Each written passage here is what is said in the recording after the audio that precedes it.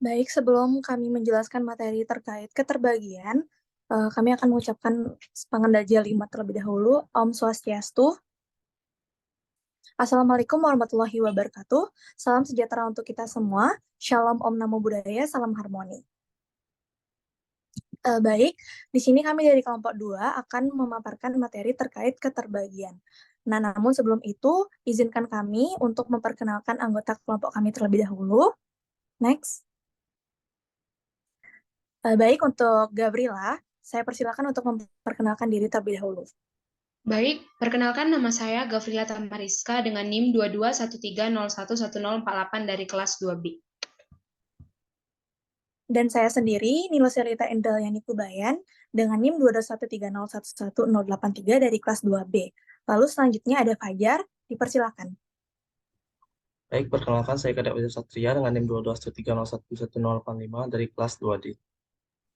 Baik, terima kasih. Lalu selanjutnya yang terakhir ada Ika Marcelina. Saya persilakan untuk memperkenalkan diri. Baik, perkenalkan nama saya Ika Marcelina dengan NIM 22130111020 dari kelas 2E. Baik, terima kasih. Karena kelompok kami sudah memperkenalkan diri satu persatu, lalu adapun 3 topik bahasan pada hari ini. Yang pertama itu ada relasi habis dibagi, lalu yang kedua ada teorema keterbagian, dan yang ketiga ada definisi FPB. Next. Baik, jadi materi yang pertama akan dijelaskan oleh Fajar. Untuk Fajar, saya persilakan. Oke, langsung saja di sini saya akan menjelaskan untuk poin A, yaitu relasi habis dibagi. Konsep relasi dibagi. Suatu bilangan bulat X dikatakan habis dibagi oleh suatu bilangan bulat Y tidak sama dengan 0 jika terdapat satu bilangan bulat P sedemikian hingga X sama dengan PY. Jika hal ini dipenuhi, maka Y dikatakan membagi X dan dinotasikan dengan Y membagi X. Yang dapat diartikan sebagai Y adalah faktor atau pembagi X, atau X adalah kelipatan Y. Jika Y tidak membagi X, dinotasikan dengan Y plus X. Next. Selanjutnya ada definisi keterbagian. Sebuah bilangan bulat B terbagi atau habis dibagi oleh bilangan bulat A tidak sama dengan 0 bila ada sebuah bilangan bulat K sehingga berlaku B sama dengan AK dan ditulis A membagi B. Jika diketahui bilangan bulat A dan B, ada bilangan bulat K sehingga B sama dengan K, maka K adalah tunggal. Berdasarkan definisi, dapat ditentukan bahwa 1 membagi X untuk setiap X elemen bilangan Z, karena ada X bukan anggota Z, sehingga X sama dengan X. Pernyataan 1 membagi 3, 1 membagi 5, 1 membagi 100,1 dikurang 245, semuanya merupakan contoh pernyataan yang bernilai benar. 2. X membagi 0 untuk setiap X elemen Z dan X tidak sama dengan 0. Karena ada 0 elemen Z, sehingga 0 sama dengan 0 atau X. Pernyataan-pernyataan 2 membagi 0, min 1 membagi 0, 5 membagi 0, 123 membagi 0, semuanya merupakan contoh pernyataan yang bernilai benar. Nomor 3, X membagi X. Untuk setiap X elemen bilangan Z dan X tidak sama dengan 0, karena ada satu elemen bilangan Z, sehingga X sama dengan 1 atau X. Pernyataan 2 membagi 1, min 1 membagi min 1, 5 membagi 5, 123 membagi 123, semuanya merupakan contoh pernyataan yang bernilai benar. Nomor 4, jika X membagi Y, maka kemungkinan hubungan antara X dan Y adalah X kurang dari Y, X sama dengan Y, atau X lebih dari Y. Misalnya, 3 membagi 6, hubungan yang diperoleh adalah 3 kurang dari 6. 3 membagi 3, hubungan yang diperoleh adalah 3 sama dengan 3. 5 membagi min 5, dan hubungan yang diperoleh adalah 5 kurang dari min 5.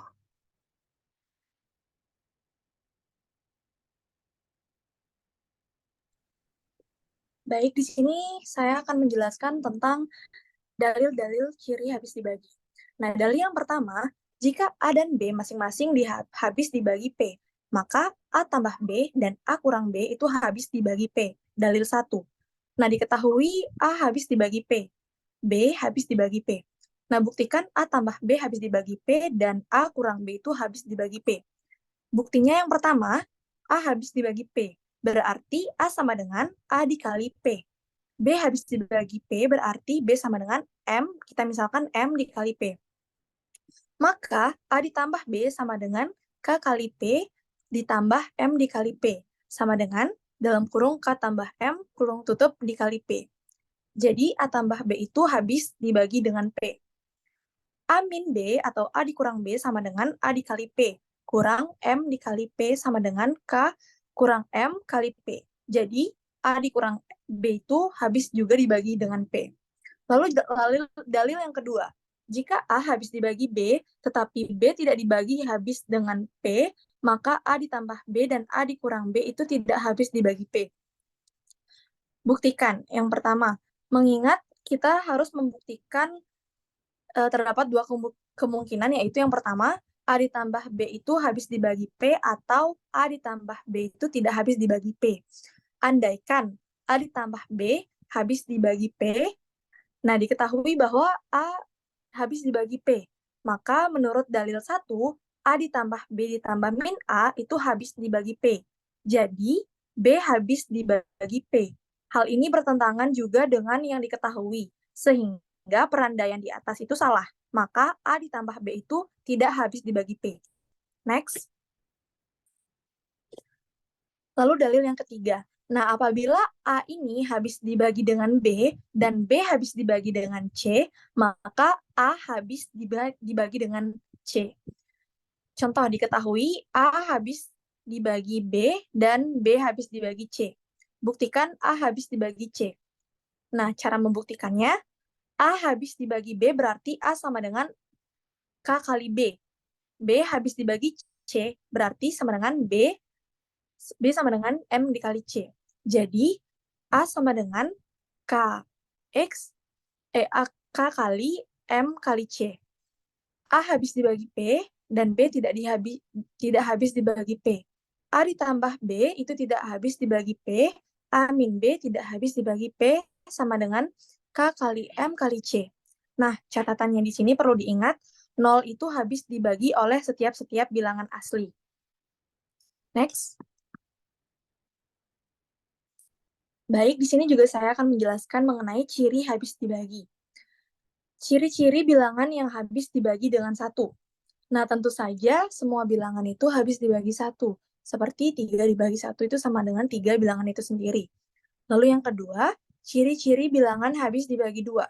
Nah, bilangan yang habis dibagi 2 adalah bilangan genap, yang dimana bilangan genap itu yang dimaksud adalah bilangan yang satuannya atau digit terakhirnya itu terdiri dari angka 0, 2, 4, 6, dan juga 8. Nah, contohnya, terdapat beberapa angka, yaitu angka 3, 7, 5, 9, 2, 7, 4, 0, 7, 5, 8. Yang merupakan bilangan genap, karena satuannya adalah 8 atau digit terakhirnya itu merupakan 8. Nah, oleh karena itu, 3, 7, 5, 9, 2, 7, 4, 0, 7, 5, 8 itu habis dibagi 2 karena satuan akhirnya itu adalah angka 8, yang dimana angka 8 itu adalah bilangan genap. Lalu yang ketiga, ciri-ciri bilangan yang habis dibagi 3. Nah, bilangan yang habis dibagi 3 adalah bilangan yang jika tiap-tiap digit atau angka pada bilangan tersebut dijumlah dan jumlahnya itu habis dibagi 3, maka bilangan tersebut itu dapat ditentukan habis dibagi 3. Contoh, ada beberapa angka 8, 7, 5, 6, 20, 91, 733. Itu habis dibagi 3. Mengapa? Karena 8 ditambah 7, tambah 5, tambah 6, tambah 2, tambah 0, tambah 9, tambah 1, tambah 7, tambah 3, tambah 3, itu dijumlahkan hasilnya 51. Lalu kita jumlahkan kembali karena kita belum bertemu dengan nilai satuannya, kita jumlahkan 5 ditambah 1 itu sama dengan 6. Maka, karena 6 itu habis dibagi 3, maka bilangan-bilangan tersebut itu habis dibagi 3. Next. Nah, baik, untuk teorema keterbagian akan dijelaskan oleh Gavrila. Untuk Gavrila, saya persilakan. Baik, saya akan menjelaskan mengenai teorema keterbagian. Teorema yang pertama yaitu A membagi B, berarti A membagi BC, di mana C adalah elemen dari Z. Buktinya, A membagi B ada K elemen dari Z. B bisa diubah menjadi B sama dengan A dikali K untuk C elemen Z berlaku, B dikali C sama dengan A dikali K dikali C. B dikali C sama dengan A dikali K dikali C. Oleh karena itu, bentuk dari A membagi B, C terbukti. Contohnya 3 membagi 12, di mana B sama dengan A dikali K. 12 sama dengan 3 dikali 4. Next. Teorema yang kedua, A membagi B dan B membagi C, maka A membagi C. Pembuktiannya, A membagi B di mana K elemen dari Z, jadi B sama dengan A dikali K. B membagi C di mana M elemen dari Z, C sama dengan B dikali M. C sama dengan A dikali K dikali M. C sama dengan A dikali KM. Jadi, A membagi C terbukti. Contohnya, 3 membagi 6 dan 6 membagi 24. Otomatis 3 itu membagi 24, karena 24 sama dengan 3 dikali 8. Untuk teorema yang ketiga, A membagi B dan A membagi C, maka A membagi buka kurung BX ditambah CY, di mana X dan Y bilangan bulat. Pembuktiannya, A membagi B, B sama dengan A dikali K. A membagi C, C sama dengan A dikali M. Untuk X elemen Z, BX sama dengan A dikali buka kurung KX, Y elemen Z, di mana CY sama dengan A buka kurung MY. BX ditambah CY sama dengan A dikali KX ditambah A dikali MY. BX ditambah CY sama dengan A dikali KX ditambah MY. Jadi, terbukti bahwa A membagi BX ditambah CY. Untuk contohnya, 3 membagi 6 dan 3 membagi 9. 3 membagi 6 kali 2 ditambah 9 kali 3. 3 membagi 12 ditambah 27. 3 membagi 39. Terbukti bahwa 39 sama dengan 3 dikali 13. Next. Untuk teorema yang keempat, A membagi B dan B membagi A. Maka A sama dengan plus minus B. Pembuktiannya, A membagi B. B sama dengan A dikali K. B membagi A sama dengan kali N. A dengan A di K dikali N. Kita kelompok 1 sama dengan K kali N untuk Kn elemen dari Z. K sama dengan 1 dan N sama dengan 1. Untuk K sama dengan min 1 dan N sama dengan min 1. A sama dengan BN, N sama dengan 1. A sama dengan B, jadi A positif B. Kemudian A sama dengan BN dan N min 1. A sama dengan B dikali min 1. A sama dengan min B. Jadi terbukti bahwa A itu adalah plus minus dari B. Terbukti. Next.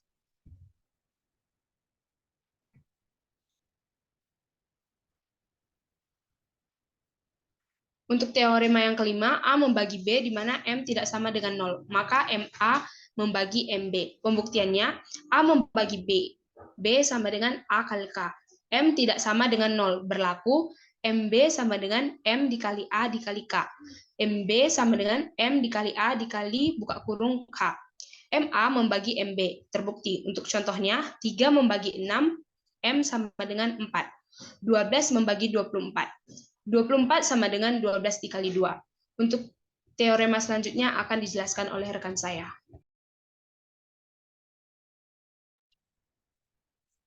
Baik, di sini saya akan mengambil alih untuk teorema yang ketujuh, yaitu A membagi B, B tidak sama dengan 0, maka nilai mutlak A lebih kecil dari atau sama dengan nilai mutlak B. Nah, pembuktiannya, A membagi B, yang dimana B itu sama dengan A dikali K. Nilai mutlak B sama dengan nilai mutlak AK. Nilai mutlak B sama dengan nilai mutlak A dan nilai mutlak K. Nilai mutlak A itu lebih besar daripada 0. B lebih besar daripada 0, dan K juga lebih besar daripada 0. Nah, jika K sama dengan 1, nilai mutlak K sama dengan 1, maka B sama dengan A. Nilai K lebih besar dari 1, nilai mutlak K lebih besar dari 1. Yang dimana B lebih besar daripada A, atau nilai mutlak A lebih kecil dari atau sama dengan nilai mutlak B. Itu terbukti. Lalu teorema yang ke-8, jika A membagi B dan C membagi B serta FPB AC itu sama dengan 1, maka AC membagi B. Nah, untuk pembuktiannya, karena FVB-nya itu AC sama dengan 1, maka menurut identitas Bizot, terdapat K dan Z sedemikian sehingga KA ditambah MC itu sama dengan 1. Nah, itu ekuivalen dengan KAB tambah MBC sama dengan B. Nah, karena A membagi B dan C membagi B itu, maka ada bilangan bulat P dan Q, sehingga B sama dengan PA dan B sama dengan QC. Next.